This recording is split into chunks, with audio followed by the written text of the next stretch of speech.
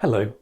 In the last video I looked at angel roofs, and medieval woodwork of the highest quality can be found elsewhere in our parish churches in items such as rood screens and choir stalls and pews, particularly the carved finials of bench ends, and they are known generically as poppyheads, and you might occasionally find one carved as a poppy head.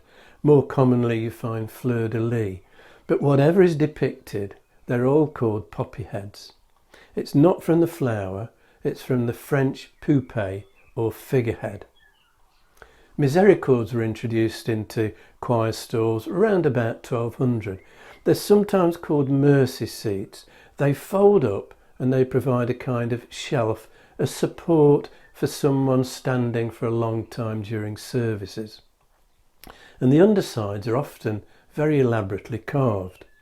At St Mary's Church, Fairford in Gloucestershire, a church that's better known for its medieval glass, there are misericords that date from around about 1300. This predates the church.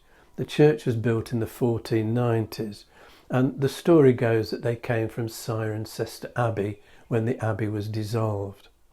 There are some pastoral scenes and others that are rather more eccentric. We have a fox running off with a duck, and a youth and a girl. Are they quarrelling over a shoe, or is this a version of the medieval stool game? We have a woman spinning while a dog steals from the pot, and some of them seem to contain a moral lesson. We have a man and a woman drinking. There is a barrel between them and they're holding their heads in one hand.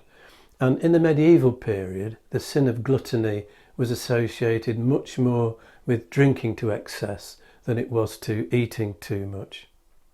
Don't know quite what to make of this. We have a crouching man wearing a quilted tunic. He's got a dog each side of him.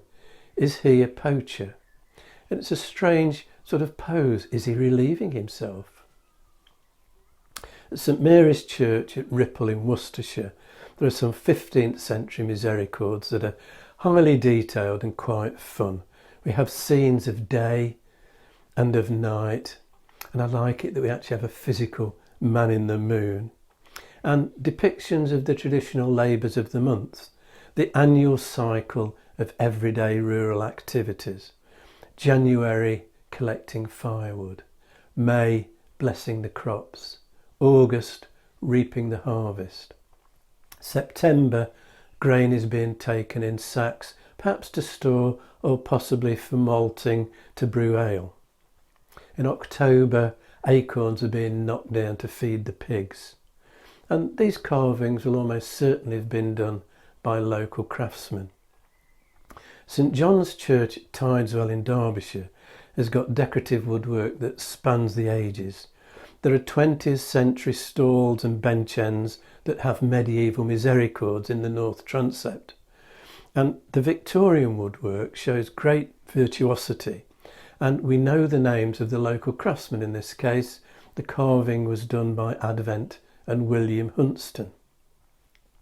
Pews were rare before the Reformation.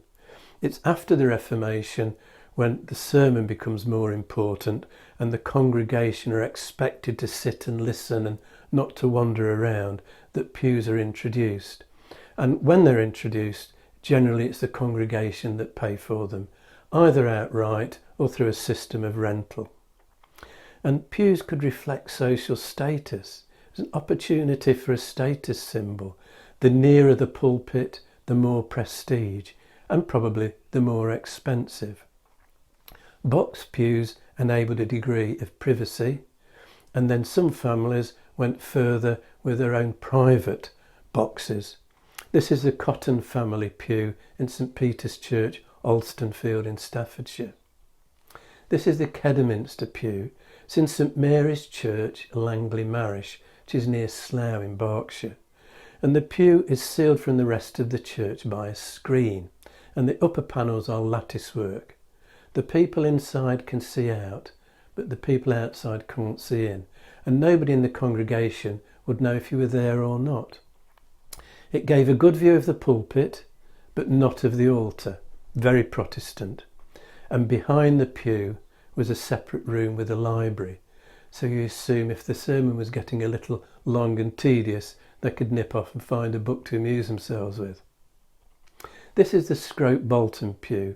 It's in the now redundant Church of the Holy Trinity, Wensley in North Yorkshire, and it's actually a theatre box, and it's the box in which Charles Paulet, the 3rd Duke of Bolton, watched and fell in love with an opera singer, Lavinia Fenton, and after his first wife died in 1751, they married, he bought the box, had it installed in Holy Trinity.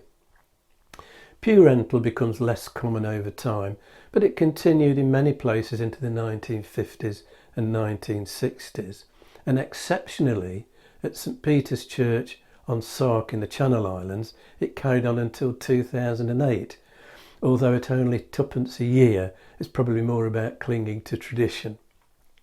At the Church of the Holy Cross in Crews Morchard in Devon, there are records from 1700 that show 193 of the seats in the church were rented, and the rental was between 6 old pennies and 12 old pennies or a shilling per year. And individual pews were named. And you can see something similar at St George's Church in West Grinstead in Sussex, with the pews claimed and named for families or else for various hamlets in the parish that were sharing the pew. Now, I mentioned rood screens at the beginning. I haven't got round to those, so that will be my topic next time. If you've enjoyed this video, hit the like and subscribe buttons and click on the notification bell to be informed when the next video is available, or you can subscribe by clicking on the rose window over my shoulder.